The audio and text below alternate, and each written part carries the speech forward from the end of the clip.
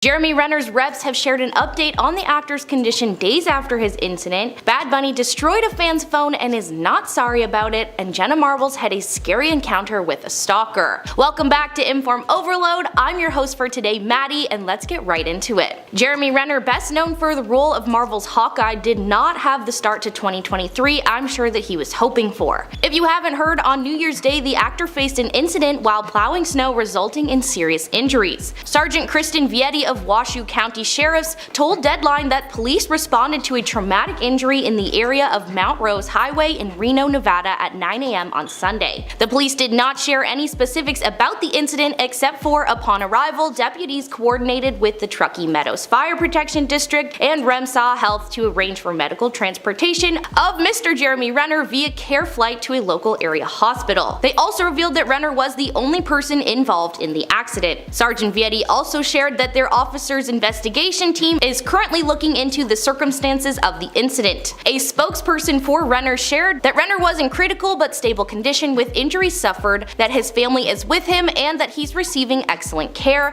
assuring that he will share further updates when they come. According to the Reno Gazette-Journal, Renner has a home in the area near Mount Rose Ski Tahoe, about 25 miles from Reno. This region saw a big winter storm hit on New Year's Eve, which resulted in 35,000 homes across northern Nevada counties losing power. Deadline reported an update on the actor's condition, saying they were told that Renner had surgery and is in recovery but still in critical condition. Yesterday, his rep said, "We can confirm that Jeremy has suffered blunt chest trauma and orthopedic injuries and has undergone surgery today, January 2nd, 2023. He's returned from surgery and remains in the ICU in critical but stable condition." His rep also added, "Jeremy's family would like to express their gratitude to the incredible doctors and nurses looking after him. They are also tremendously overwhelmed and appreciative of the outpouring love and support from his fans." Renner has been a member of the MCU for a decade, playing Hawkeye, and is more recently starring in the series Mayor of Kingstown, which just wrapped pre-production of season 2, which is set to release on Paramount Plus on January 15th. Following the news of Renner's accident, a number of his friends, colleagues, and of course fans took to Twitter to send him well wishes. James Gunn wrote, "My heart is with Jeremy Renner." Robert Patrick tweeted, "Sending thoughts and prayers for Jeremy Renner." And Tara Strong shared a sweet throwback pic along with, "My sweet Jeremy Renner. Loved you for decades, from a senior trip to the MCU, sending you and your closest healing love, light, and strength for a full recovery." Hopefully we will receive a positive update on the actor soon, but until then, continue to send your thoughts to Renner and his family. Moving on to something a bit lighter, Bad Bunny is in the spotlight after destroying a fan's phone. Benito Ocasio, professionally known as Bad Bunny, is a Puerto Rican rapper and singer. He rose to prominence in 2016 with his song Dials, and his musical style is identified as Latin trap and reggaeton. A video went viral recently of a fan coming up to Ocasio, filming herself with the rapper, only for him to take her phone out of her hands and throw it into the water nearby. You can visibly see the shock and disbelief on the once excited fan's face as she sees her phone flying through the air. Feelings were mixed when it came to people's thoughts on the rapper's actions. Bad Bunny himself responded to the video in a tweet, and he really did not seem very sorry for it at all. He wrote, "The person who comes up to me to say hello, to tell me something, or just to meet me will always receive my attention and respect. Those who come up to put a phone in my face, I will consider it for what it is, a lack of respect, and I will treat it likewise." A very straightforward tweet, with Bad Bunny drawing the line between fans who want a genuine interaction with the artist versus the ones who are just looking for social media clout, which he considered an act of disrespect. I totally understand what he's getting at here. I'm sure it would be unbearable having a constant camera in your face, whether it be your fans, the paparazzi, or someone who just recognizes a famous person and wants to get attention online. I do agree that a fan should always treat their fave celeb like an actual person and always ask permission before getting out the camera. The woman in the video clip did seem to be going about the interaction in a disrespectful way. That being said, I'm not sure his response is the proper way to tackle this problem.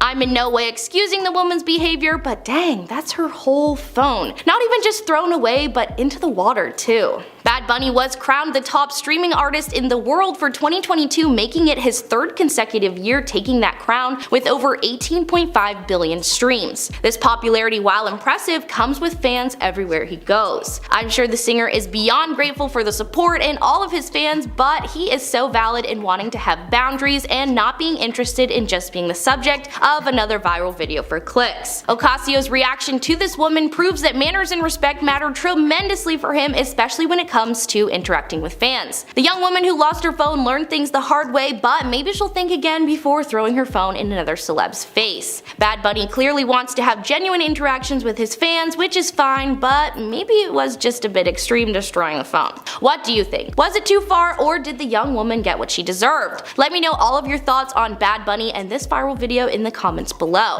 And moving on to our final story for today. Jenna Marbles was one of YouTube's most popular creators and one of the first big YouTubers who made a career out of posting videos to the platform. Marbles started her YouTube career back in 2010, and 10 years later, she sadly decided to leave the platform and no longer post videos. The last couple of years, Jenna has been completely absent from the internet, but fans are still receiving big life updates via her now husband, Julius Solomita, who continues to create content for YouTube and Twitch. Just recently, fans were ecstatic, me included, to see that Julian had released photos from the couple's wedding day. If you're a fan of Jenna, you will have seen the relationship from the start, and it was really sweet to see Jenna's face again, looking oh so happy. The bliss from their wedding, however, quickly turned to fear and concern when they had a run-in with an unwanted guest showing up to their home. Law enforcement sources told TMZ that cops had been called on Monday to the newlyweds' home in San Fernando Valley after a female fan broke into the couple's home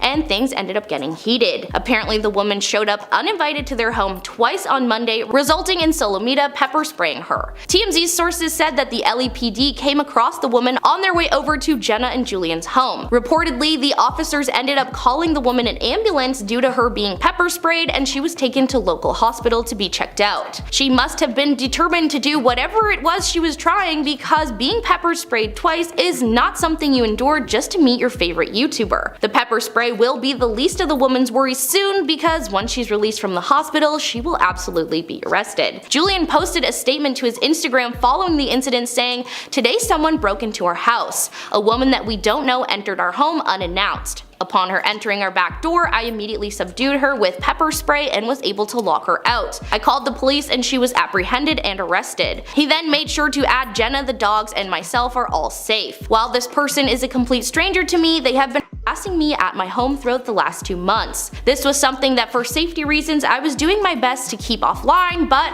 we were notified that a media outlet had information on today's events and are planning on running a story, so I wanted you to hear what happened from me first." Well, I'm glad he was quick to act on the woman entering their home, and I'm glad that she is finally in police custody, out of the couple's hair. Definitely not a way to spend newly being married, and certainly not a nice way to reign in the new year. I'm happy all is well with Jenna and Julian. Hopefully things will turn around for them going forward. Prince Harry is set to drop some serious details about Prince William, Benedict Cumberbatch might be paying for his ancestors' mistakes, and Dave Bautista is happy to be leaving Marvel. Welcome back to InformOverload, I'm your host Maddie, and let's get into it. By now, I'm sure you are all aware that Prince Harry is not quite done in the spotlight. With his new highly anticipated autobiography, I feel like we are seeing his face more than ever. Spare is set to release on January 10th, and from what we've heard so far, it sounds like Harry reveals more details about his family than he ever has before. Pretty odd considering the very recent Tell-All docuseries, but we're finally getting some details. In the book, Harry dives into the details of the fight that he had with his brother over his marriage to Meghan. Apparently, it wasn't just a heated argument, this family feud became physical, and he describes the confrontation that went down at his London home in 2019. This is just one of the many stories in Spare about to be available to the world in less than a week, about not only his brother, but the future King of England. I'm sure that this book is going to be the thing that finally gets a response out of the royal family. I mean, how could they just say no comment about something like that? The Guardian publication was able to get their hands on a copy of Spare prior to release. They shared that the title of the book comes from an old saying in the royal and aristocratic circles that a first son is an heir to titles, power, and fortune, and a second son is therefore a spare should anything happen to the firstborn. Harry writes that William wanted to talk about, quote, the whole rolling catastrophe of their relationship and struggles with the press. But when William arrived at Nottingham Cottage, which is where Harry was then living in the ground grounds of Kensington Palace, he was, as Harry put it, already piping hot. Harry writes that after William complained about Meghan, Harry told him he was repeating the press narrative and that he expected better. But he also says that William was not being rational, which led to the two men shouting over each other. Harry then proceeds to accuse his brother of acting like an heir, unable to understand why his younger brother was not happy being a spare. I can kinda see what Harry's saying, like, of course William is working towards something, eventually he will be king. Of course the institution is important to him, but Harry? I understand him wanting something more, something that's his own to work towards, and I'm no fan of Meghan, but her getting hate in the press seems like a reasonable final straw for Harry. Anyway, Harry revealed that the brothers exchanged insults before William claimed he was trying to help, to which Harry responded, "Are you serious? Help me? Sorry, is that what you call this? Helping me?" His comment apparently angered William further, who then swore while stepping towards him. Harry admits that he became a bit scared at this point and went to the kitchen with angry William following. He said that he gave his brother a glass of water and said, "Willie, I can't speak to you when you're like this." Then Harry writes, "He set down the water, called me another name, and then came at me. It all happened so fast, so very fast. He grabbed me by the collar, ripping my necklace, and he knocked me to the floor. I landed on the dog's bowl, which cracked under my back, the pieces cutting into me. I lay there for a moment, dazed, then got to my feet and told him to get out. Sounds intense. I think I would kick my brother out too." William then apparently urged Harry to hit back, citing fights they had when they were kids. When Harry refused, he said William left and then returned looking regretful and apologized. When William left for real, Harry writes that he turned and called back, "You don't need to tell Meg about this." "You mean you attacked me? I did not attack you, Harold." That is a whole lot of information, but if this is what the whole book is going to be full of, oh man, Charles is going to have his work cut out for him. Harry revealed that he did not tell Meghan right away, but did call his therapist. He couldn't hide the fight for long because he said his wife noticed the scrapes and bruises, which led to him telling her everything. Harry said that she was terribly sad when he told her, but wasn't all that surprised. Harry's resentment of being the spare is the theme of his book throughout the entire thing, from his childhood, schooling, career as a royal, relationship with his family, and up until now. Early on, Harry recounts the story of how his father, now King Charles, supposedly said to Princess Diana on the day of Harry's birth, "Wonderful, now you've given me an heir and a spare, my work here is done."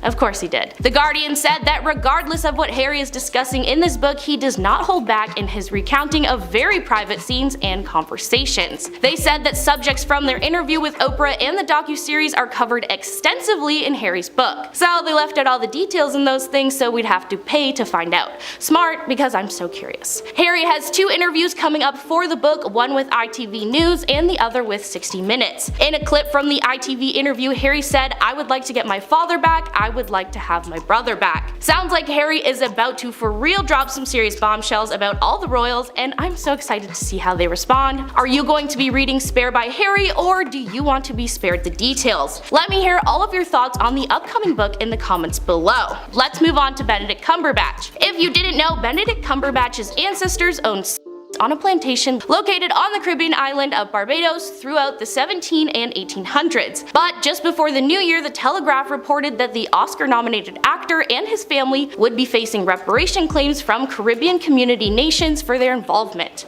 Of course, then news of the possible reparation claims against Cumberbatch blew up online. On Monday, a member of the Caribbean Community Reparations Commission was quoted in the Telegraph article clarifying the task force's position this week, said that the claims are untrue. To date, neither the CCRC nor Barbados has officially leveled a reparations claim against a European family, wrote David Commission, a Barbados politician, in an op-ed in Barbados Today. He added that it is easier for the task force to focus on legal entities such as governments or companies rather than a family. The politician said that he was misquoted in the original Telegraph article. Even so, the idea of demanding compensation from a wealthy actor whose family benefited from resonated with so many. Some applauded the reports as a New Year's resolution, and of course many people online pointed out the irony of the actor's performance as a real-life Louisiana slave owner in the 2013 movie 12 Years a Slave. Although Cumberbatch will not be facing reparation claims, the reports and online buzz come amid ongoing movements to push reparations in California,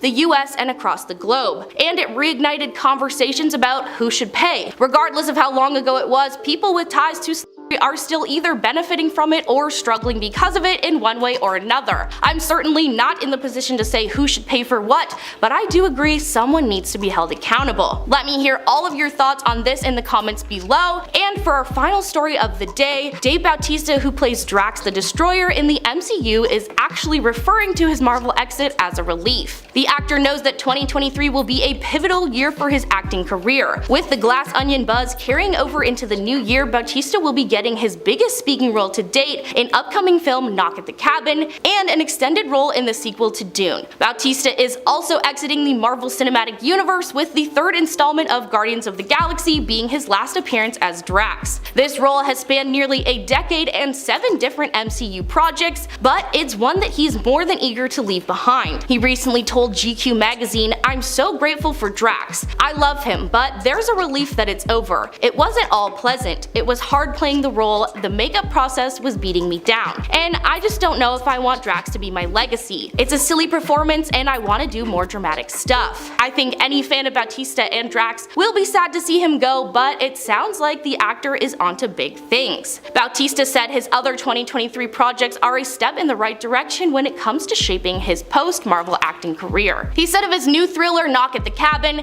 "It's by far the most I've ever spoken in a film. Just huge pages of monologues. We were shooting on film, which is very expensive, and we were shooting with one camera, so you don't have the luxury of edits. It's your only opportunity, you need a perfect take. It's a lot of pressure. I want to remember my dialogue, but not at the expense of losing the emotion of the scene." Dune Part 2 will make Bautista's third project with the director after Blade Runner 2049 and Dune. He told GQ, "If I could be #1 on the call sheet with Dennis, I would do it for effing free. I think that's how I could find out how good I can be. He brings out the best in me, he sees me in a different light, sees the performer that I want to be. That might be how I solve the puzzle." It sounds to me like he's doing a pretty good job of solving that puzzle all on his own. In 2023, we will be seeing a lot more of this actor on the screen, and I for one am not mad about it. I'm sure, like he said, it can start to bring you down playing the same character for a while. I guess we will have to wait and see how it all works out for the actor, but by the response from Glass Onion alone,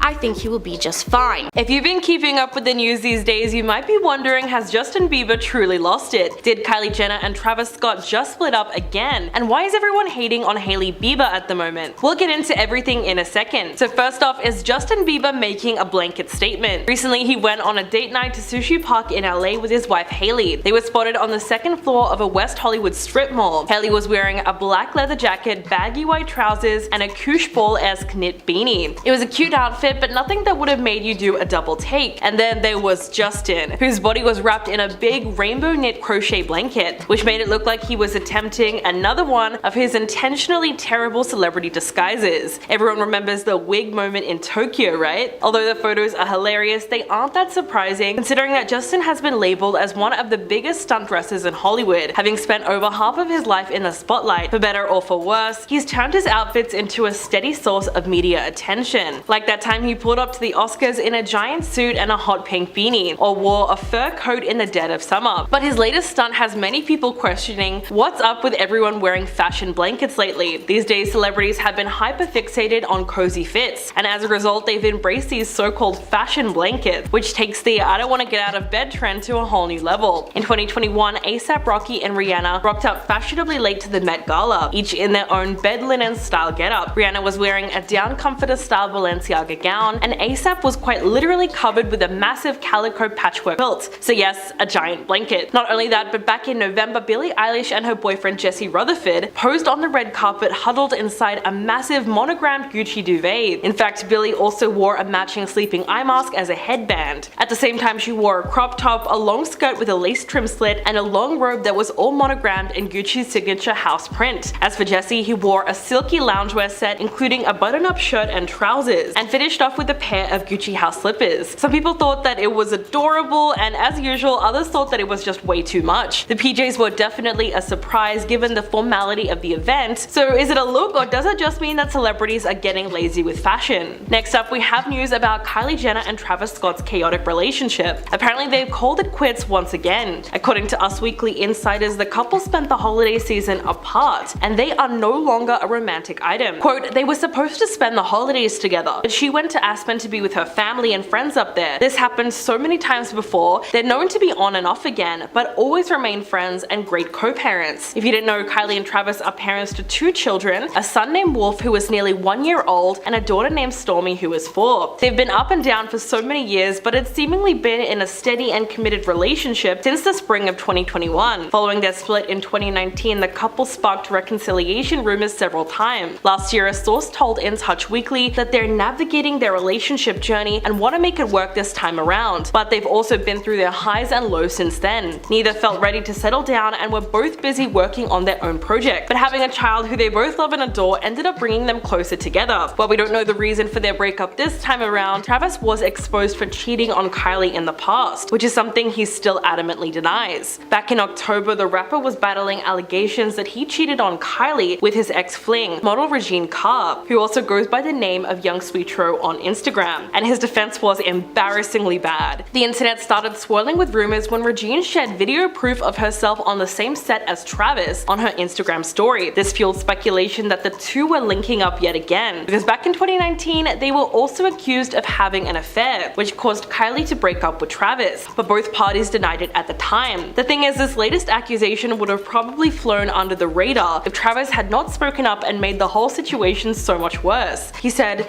an uninvited person was sneaking photos on what was supposed to be a closed set while I was directing a video. Okay, this might have been plausible, but then he said, I don't know this person, I've never been with this person, so please stop with the continuous cyber games and the fictional storytelling. But he probably wished that he never responded at all, because when he pretended not to know Regine, that was clearly the last straw for her. She then exposed him big time and posted a series of videos, all to her Instagram story coming clean about their affair. She said, what we're not gonna do is we're not gonna lie. I pretended I didn't know you, went along with whatever effing narrative no matter how much BS I got from it, but to say you don't know me and you've never been with me when you've definitely been with me, when everybody's seen you with me, when I have pictures and videos of you with me, come on. She essentially said that she and Travis had been in a long-term relationship for years, and that she's been pressured to keep quiet about it all this time. In fact, Regine claimed that she spent Valentine's Day with Travis, just days after the birth of he and Kylie's second child together. She said, you cheat on that B word every single effing night. The whole effing city sees it. Don't do this. Then if you thought the drama was done, Travis for whatever reason could not seem to stop himself from responding, and then immediately deleted his comments. So clearly the model was sick to death of sneaking around all this time and constantly denying the affair. She said, all this stuff is stupid. The internet doesn't matter, and I hope you guys just remember that none of it is the real world. The only person the internet is the real world for is Miss Jenna, because that's how she effing eats. And what did Travis say to this? Well, he just called her delusional. But clearly his past keeps coming back to haunt him if he and Kylie have broken up once again. And lastly, why does it seem like everyone is trashing Hailey Bieber all of a sudden? Amidst the growing criticism surrounding the Nepo Baby discourse, Hailey responded by wearing a Nepo Baby t-shirt, which to many people made it seem like she was proud to be given countless opportunities over regular people just because of her last name. Louis Pisano, a writer for Harper's Bazaar, then tweeted out the photo with the caption, the Hailey Bieber Nepo Baby t-shirt picture gives nothing because she gives nothing. She's not personable enough to give this staged paparazzi shot for a viral moment any personality. She doesn't act or sing. She gets in and out of cars in beige and black YSL and has a skincare line. That tweet went viral, and the crazy thing is, it seemed like everyone agreed. Singer Charlie XCX then chimed in and wrote, I respect the Nepo Baby t-shirt attempt, but the keyword there is obviously attempt. A lot of the backlash started when Hailey invited Gwyneth Paltrow on an episode of her YouTube show called Who's in My Bathroom, and the two of them discussed the label of nepotism, given that they both come from famous families. Paltrow said, as the child of somebody,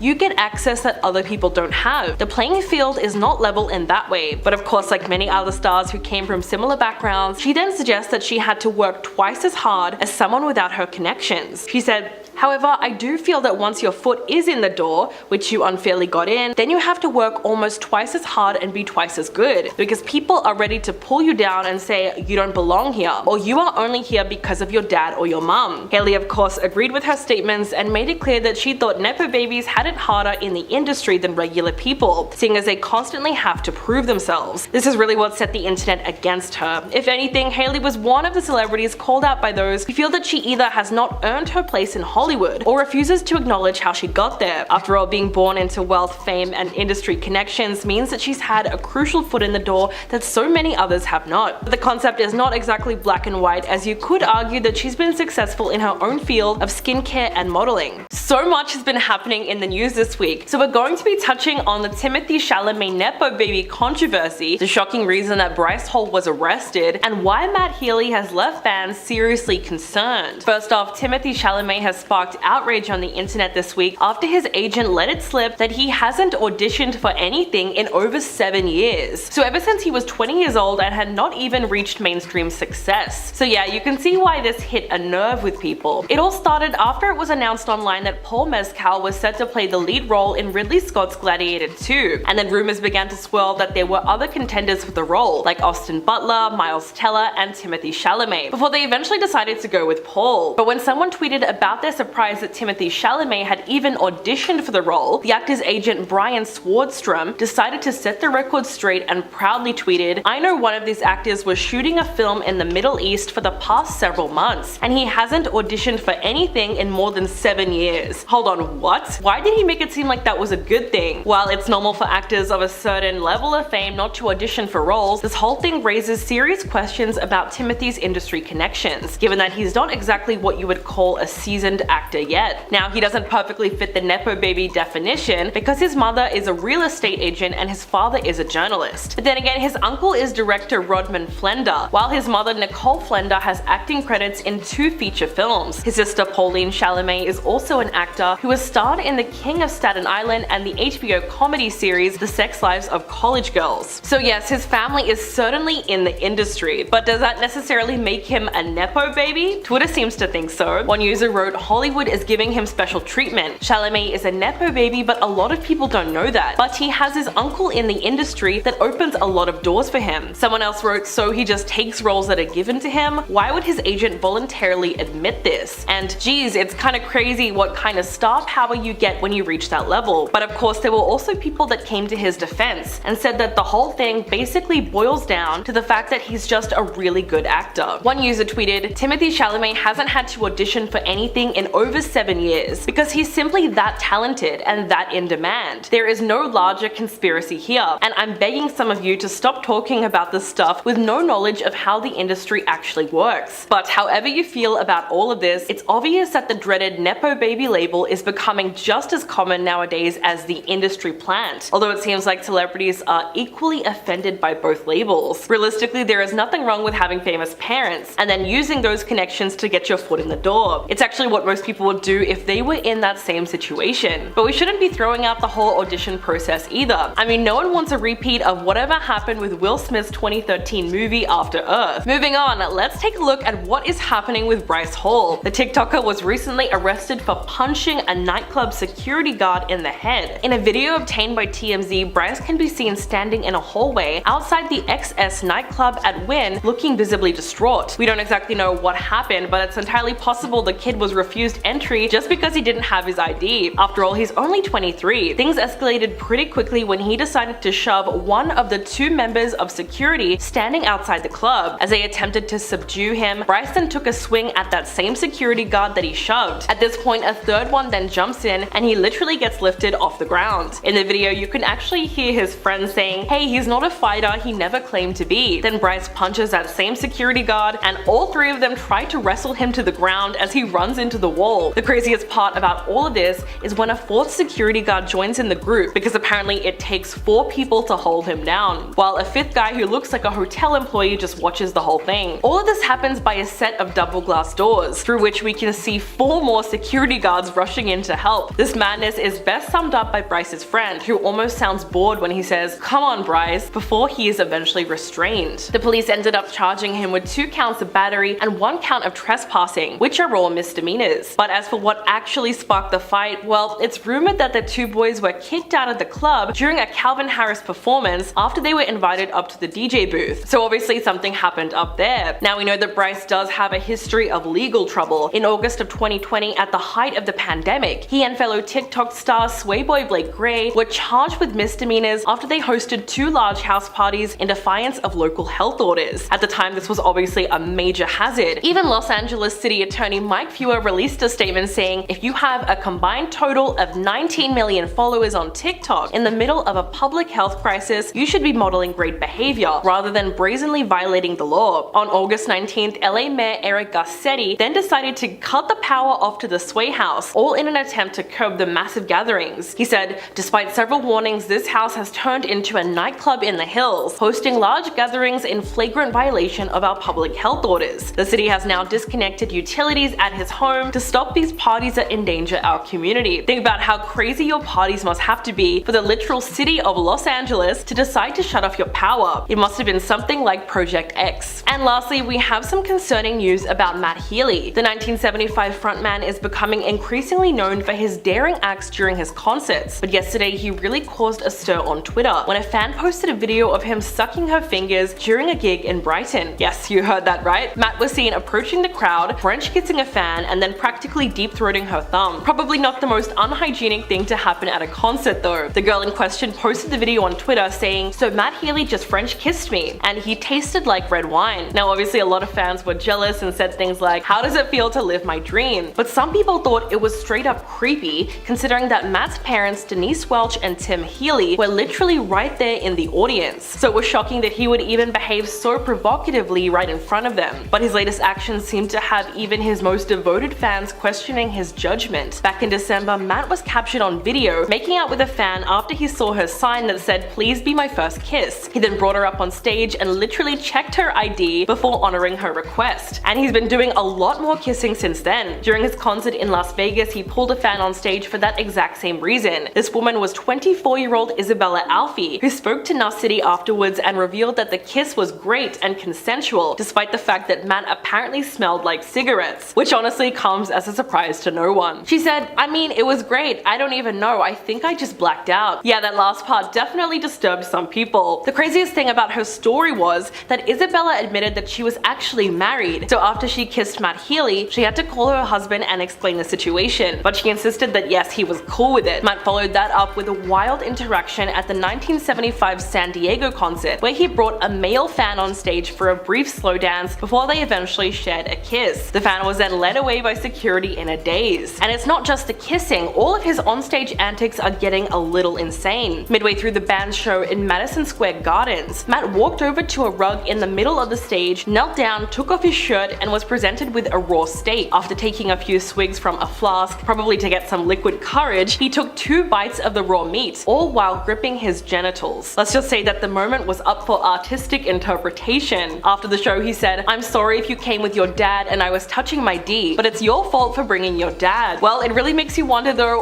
whatever happened to just performing and maybe letting the music speak for itself? It's been a crazy 24 hours for celebrity news. Lisa Marie Presley has just passed away at 54 years old. Kanye West has secretly gotten married. Justin Roiland, the voice actor for Rick and Morty, is awaiting trial on domestic violence charges. Stick with me because I'll get into everything in this video. First, Lisa Marie Presley, the daughter of Elvis and Priscilla Presley, has tragically died at the age of 54. Yesterday morning, she was rushed to the hospital for a possible cardiac arrest. When paramedics arrived, they began CPR, and when they noticed that Lisa Marie was showing signs of life, she was quickly taken to a local hospital for immediate medical care. Her death was confirmed by her mother just a few hours after her daughter was rushed to the LA hospital. She said, "It's with a heavy heart that I must share the devastating news that my beautiful daughter Lisa Marie has left us. She was the most passionate, strong, and loving woman I have ever known." Lisa Marie was born in Memphis, Tennessee on February the 1st in 1968, which is exactly 9 months after Elvis and Priscilla's wedding. Her birth was international news because she was the couple's first and only child. As she grew up, it became obvious that she shared a lot of her father's charisma and talent, and she ended up following in his footsteps by releasing her own rock albums in the 2000s. Voice was also added to several of Elvis's songs like In the Ghetto and Don't Cry Daddy. Lisa Marie lived with her mother in California after her parents split up in 1973. She recalled recalled early memories of her dad during her visits to Graceland, riding golf carts through the neighborhood and seeing his daily entrances down the stairs. She said, "He'd always wake me up to sing in the middle of the night, get on the table and sing.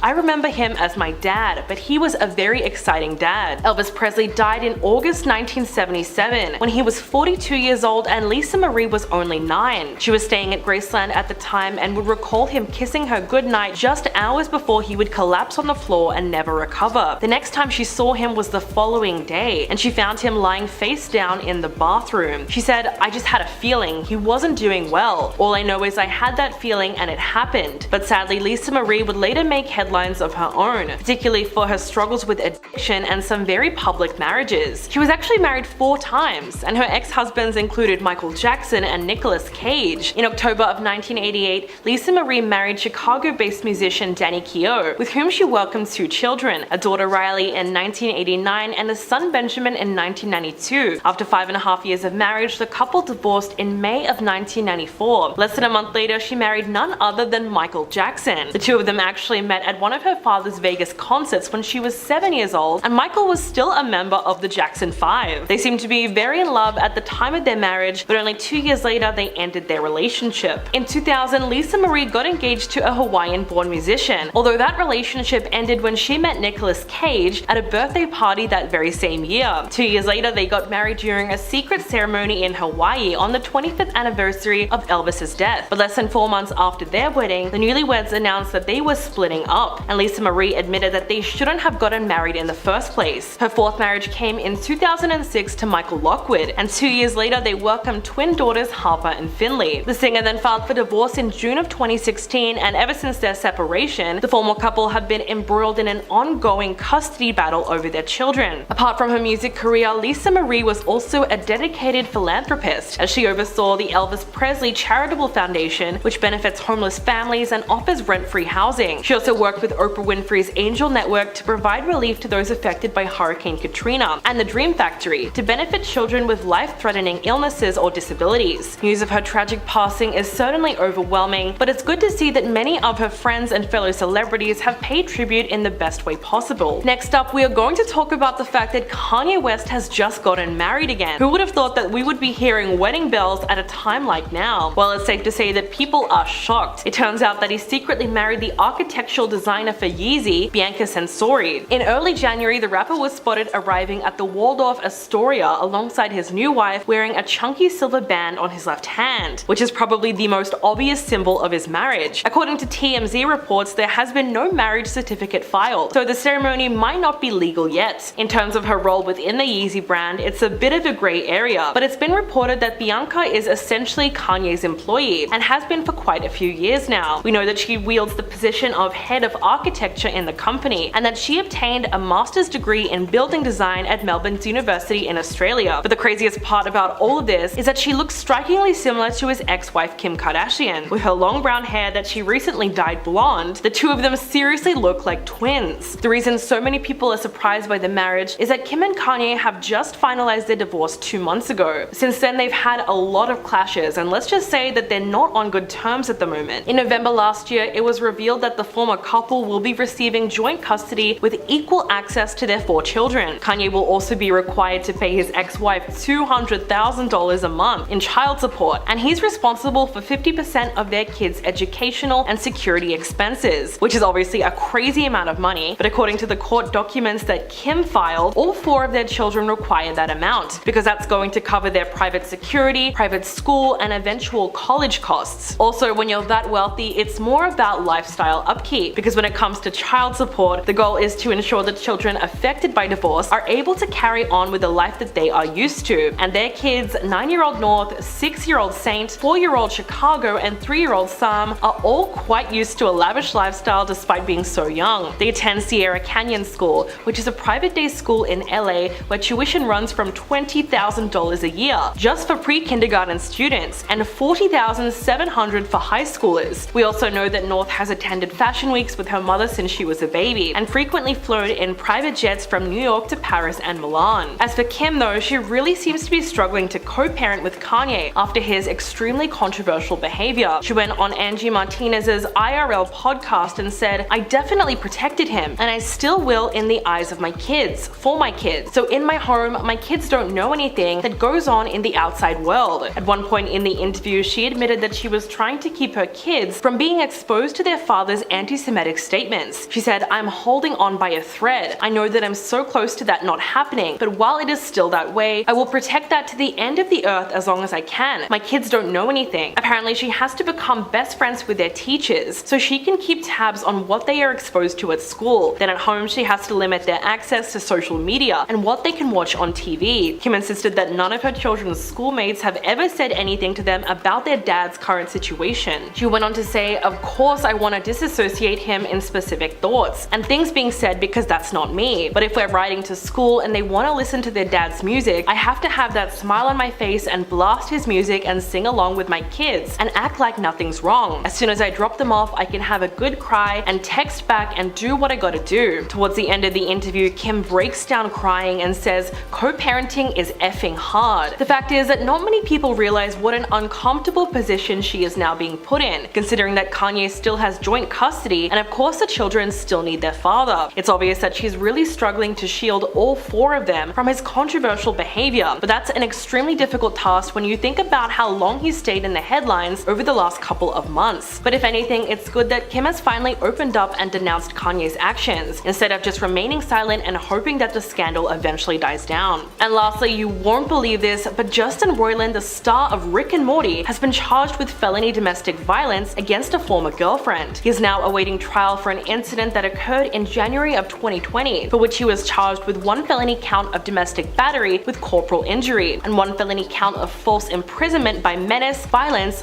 fraud, and deceit against the woman he was living with at the time. Roiland pleaded not guilty to the charges in October of 2020 and appeared in court yesterday for a pre-trial hearing. If he is found guilty, Roiland could face up to 7 years in prison. His attorney, T. Edward Wellburn, released a statement saying, "To be clear, not only is Justin innocent, but we also have every expectation that this matter is on course to be dismissed once the district attorney's office has completed the methodical review of evidence. We look forward to clearing Justin's name and helping him move forward as swiftly as possible." We know that Roiland was arrested and released on a $50,000 bond in August of 2020. He was arraigned in October and a protective order was filed, saying that he is not to threaten or surveil the woman involved, and he also cannot go within 100 feet of her. During yesterday's hearing, his attorney confirmed that there is a plea offer available, but he did not discuss those details. This news certainly comes as a surprise to Rick and Morty fans, because it's one of the most popular adult cartoon comedies ever created. The show's 6th season aired in September last year, and a 7th season was ordered by Cartoon Network as a part of a long-term deal for 70 new episodes. Justin Roiland co-created the series with Dan Harmon, and he voiced the two main characters. So this trial could present a major problem for Adult Swim, considering that Roiland is a massive contributor to the network. But the crazy thing is that while this domestic violence case has inched along over the past 3 years, his career has only progressed. He won an Emmy for Rick and Morty in 2020, co-created and voiced the main character in Hulu's Solar Opposites, which just got renewed for a 5th season, and released 2 NFT collections, one of which sold for more than $1.6 million.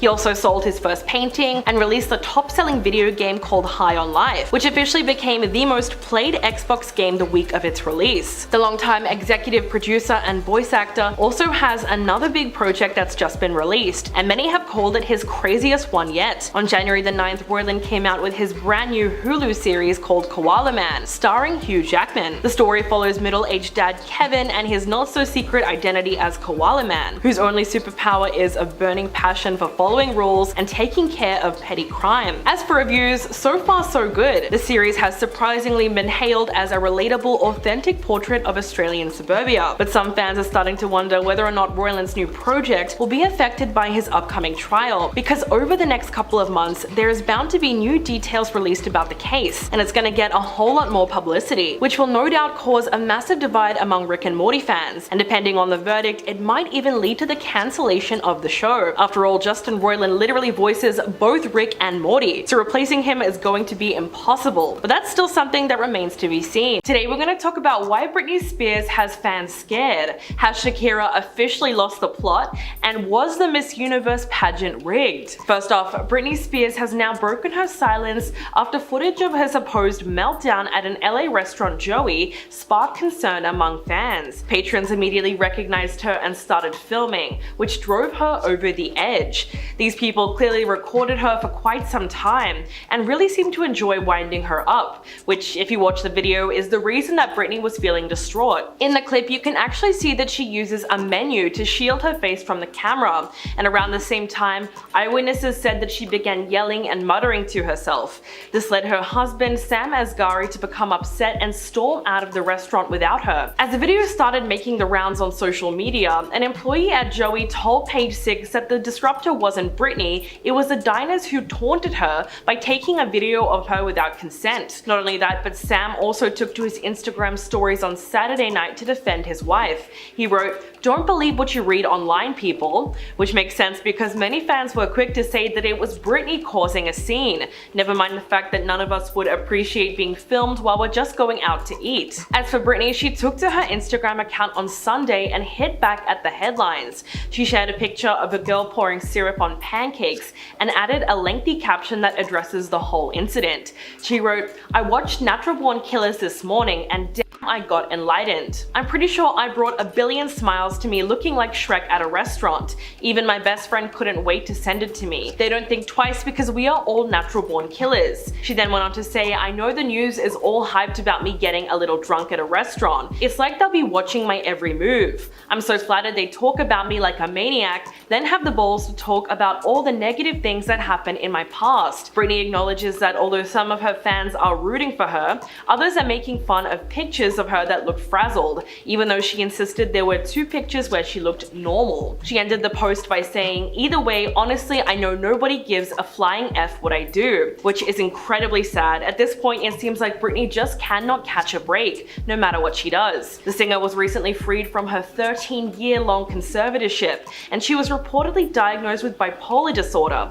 She also revealed that she was held at a mental health facility against her will and forced to take medications. But what really left fans concerned was when she admitted in November that she was not totally present during her wedding to Sam. At the moment, the hashtag Where's Britney is trending online, as fans noticed several strange occurrences around her birthday. They pointed to a video she posted on Instagram of Sam singing happy birthday to her while she was not on camera, but some people said the audio sounded strange and almost like a recording, which also fueled rumors that Britney isn't actually the one speaking in it. Many now believe that her social media accounts are being controlled by someone else, while others think that she is quite literally missing. After the theories about her went viral on TikTok, she then deleted her Instagram account. But if people were truly concerned about her well-being, they should start by just giving her a slither of privacy. Even though the TMZ video was only 30 seconds long, you could tell that there was something inherently mean-spirited about the way that people were filming her in the restaurant. It was obvious that they wanted to get some kind of reaction. All of this brings up that age-old question: does having a public career mean your life belongs to the public? A lot of people seem to think that losing privacy is the natural cost of fame. But the thing is that being famous doesn't mean you choose to have your privacy revoked.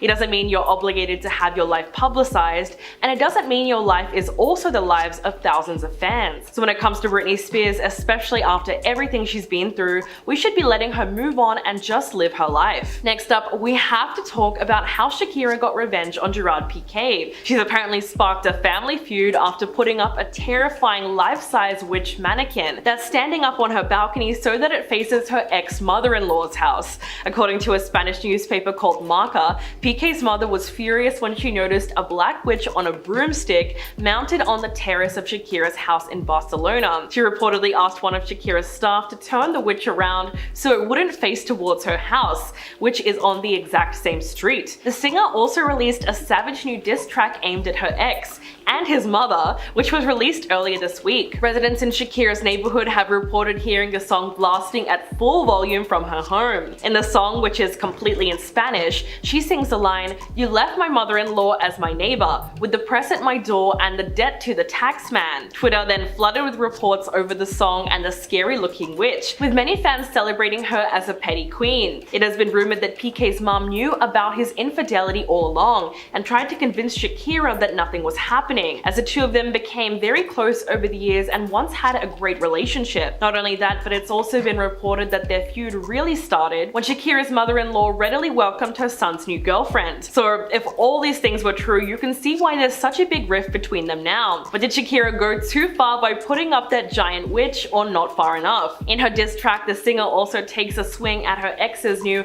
23-year-old girlfriend Clara Chia. The lyrics were pretty harsh when translated to English. She references Clara's age and says, "I'm worth two 22-year-olds. You traded a Ferrari for a Twingo. You traded a Rolex for a Casio."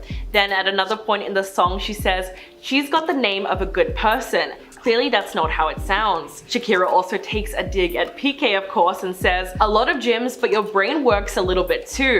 A she-wolf like me isn't for rookies. And I was out of your league, which is why you're with someone just like you." Back in June, fans were shocked when Shakira announced her split from the football star after they spent 11 years together. She told Elle magazine that she's going through one of the most difficult, darkest hours of her life, and insisted that the situation has been rough for her and her children. She said, "I try to do it and to protect them, because that's my #1 mission in life. But they hear things in school from their friends, or they come across some disagreeable, unpleasant news online, and it just affects them, you know?" She went on to say, "What's also real is a disappointment to see something as sacred and special as I thought the relationship I had with my kid's father, and see that turned into something vulgarized and cheapened by the media." When Shakira was asked about PK being linked to another woman and reports that she was surprised by their relationship ending, she said, "I can only say that I put everything I had into this relationship and my family." She also pointed out that she relocated to Barcelona and put her own career on the back burner to support him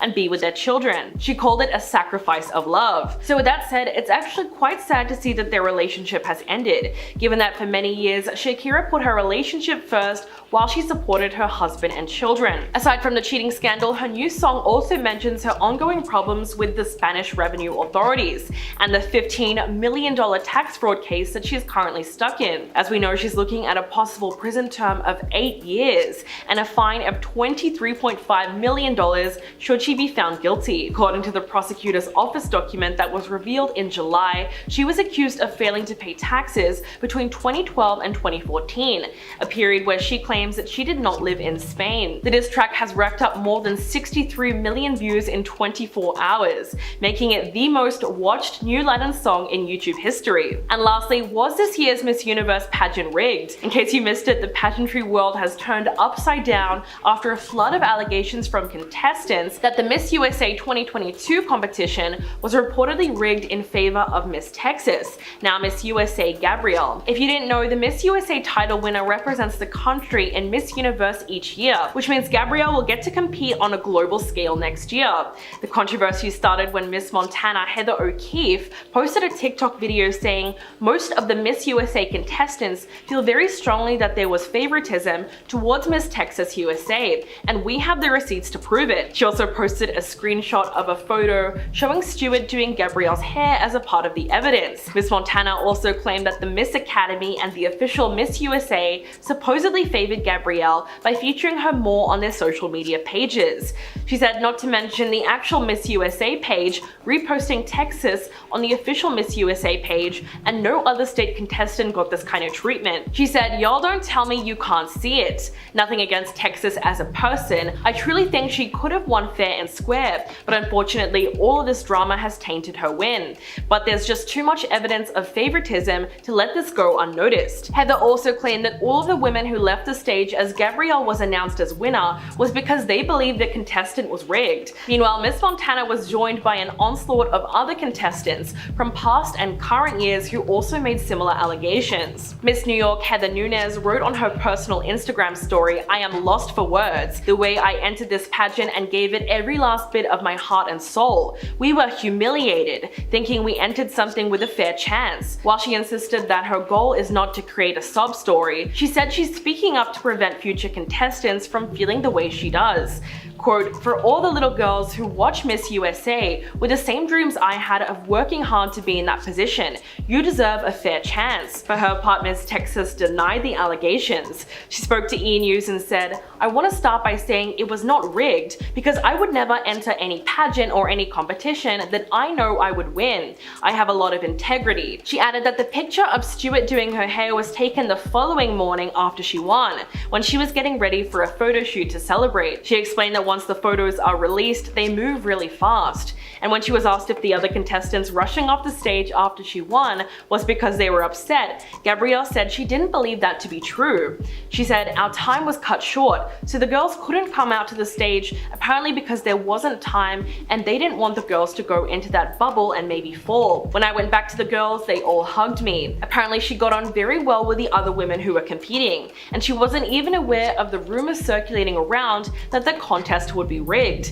Gabrielle also believed that it was just a coincidence that she was from Texas and a lot of the organization team were as well. But now the Miss Universe organization revealed that they will be conducting an active investigation into the claims, and they released a statement saying, "We are aware of the concerns that have been brought forth by this year's Miss USA contestants. We commend the women for bringing up these issues to our attention and will always be an organization that encourages women to use their voice." They also insisted that there are existing systems in place to ensure the fairness of their competitions, so they are going to be using those systems to conduct an active review into the situation. So do you think the pageant was fair, or are they going to have a disaster on their hands bigger than what happened with Steve Harvey? How's it going, Io? Bridget Shields here, and in this video we're going to get into why Kim Kardashian hates Kanye's new wife, who is Selena Gomez's new boyfriend, and Austin Butler's heartbreaking tribute to Lisa Marie Presley. First up, Kim Kardashian has reportedly been suspicious of Kanye's new wife Bianca Censori for quite a few years now. In fact, an inside source has now come out and told Page 6 that Kim literally hates her. Quote, "She's pretty and Kim hates pretty girls." They also claim that Kim sensed there was a certain frisson between Kanye and Bianca, even before they got married. Well, we do know that those two knew each other from when Kim and Kanye were still together. In terms of her role within the Yeezy brand, it's a bit of a grey area, but it has been reported that Bianca was essentially Kanye's employee ever since 2020. According to Page 6, it was well known around the Yeezy headquarters that the boss's wife didn't like Bianca. Well, if that was true, she certainly sensed something about the 27-year-old architect that she didn't like. Call it intuition. We also know that she held the position of head of architecture in the company, but there is something about her role that doesn't quite add up. Bianca was born in Melbourne, Australia, and graduated with a master's degree in building design at Melbourne University before she moved to LA to work for Yeezy. But what's really interesting is that she's not registered with the Architects Registration Board of Victoria, which is a requirement for Victorian residents to refer to themselves as an architect. So that's a bit strange. After the marriage ceremony made headlines, Kim shared a series of cryptic quotes on Instagram as a subtle response. One of them read, "I'm really in my quiet girl era. I don't have much to say, just much to do." Another one said, "Just remember, the black sheep usually turns into a goat. Keep doing you." It's important to note that Kanye and Bianca's marriage was not legally binding, as it doesn't seem like they've filed a marriage certificate yet. But clearly the couple is still insisting that they are now husband and wife, and they're certainly acting like it. Last month, Kanye paid tribute to Bianca by releasing a track called Sensory Overload, which is a play on her last name. The song appears to reference his split from Kim, because it opens with the lines, "Waking up to I can't do this anymore" text. I know it's cause the headlines, "Why she wanna leave?" In the lyrics, he also reveals that he stayed celibate before tying the knot, and he references the Bible and says that he's waiting till marriage. So obviously Kanye wanted everyone to know how seriously he was taking his new marriage. Either way, Kim reportedly wants to fix a meeting with her ex-husband's new wife, which should be interesting. An insider source has told The Sun, quote, "She sent a message through her team to Kanye's team, basically saying congratulations, and given that it looks like Bianca may soon become a stepmom to the kids, she would like to have a sit down to get to know her in a private meeting." The source went on to say she already had started to vet her, which is a standard for anyone that comes into contact contact with her children and will have access to them. But despite the fact that Kim does want to meet Bianca, apparently she's still furious with Kanye for his double standard. She's said to be still upset with him for publicly humiliating her ex-boyfriend Pete Davidson just because he tried to spend time with her children while they were dating. One of the things Kanye did to mess with him was that he posted a photo of a fake New York Times cover on Instagram with the headline, "Pete Davidson is dead at age 28. He thought it would be hilarious if everyone thought that Pete had died." Then he made a social media post saying,